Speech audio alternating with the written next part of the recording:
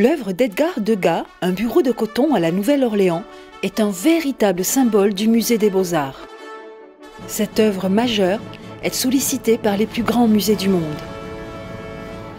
L'œuvre en elle-même est un tableau de 1873 que le musée a acquis en 1878. Donc c'est une œuvre d'Edgar Degas qui représente un bureau de coton à la Nouvelle-Orléans.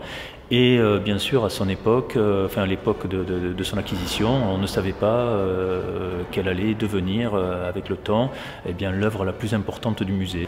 L'œuvre est éminemment importante quand il s'agit de faire une exposition consacrée à Degas, d'autant plus que cette exposition à Houston et à Melbourne était une exposition monographique, donc très très importante, une des premières qui a été organisée dans ces deux continents.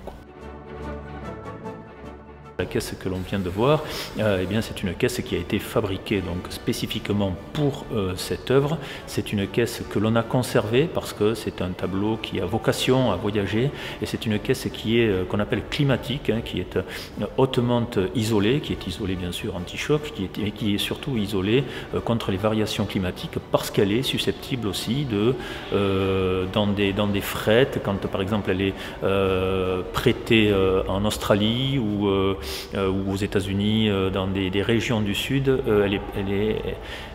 il est possible qu'elle puisse affronter des variations climatiques assez différentes. Quand on nous demande une œuvre, nous on vérifie par une première expertise qu'elle soit bien sûr en état de voyager. Une œuvre d'art par excellence, c'est une pièce unique, ce n'est pas de l'artisanat. Quand elle n'existe plus, elle n'existe plus. Et si elle est dégradée, il faut une intervention actuelle, donc qui va forcément dénaturer aussi le travail qui a été fait il y a 150 ans pour les impressionnistes, mais il y a 400 ans pour les maniéristes ou 500 ans pour les baroques, etc.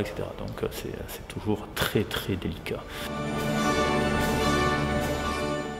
La pression, elle est énorme. Je veux dire, un Degas à manipuler, c'est quand même pour nous un travail très exigeant, et ça suppose un savoir-faire.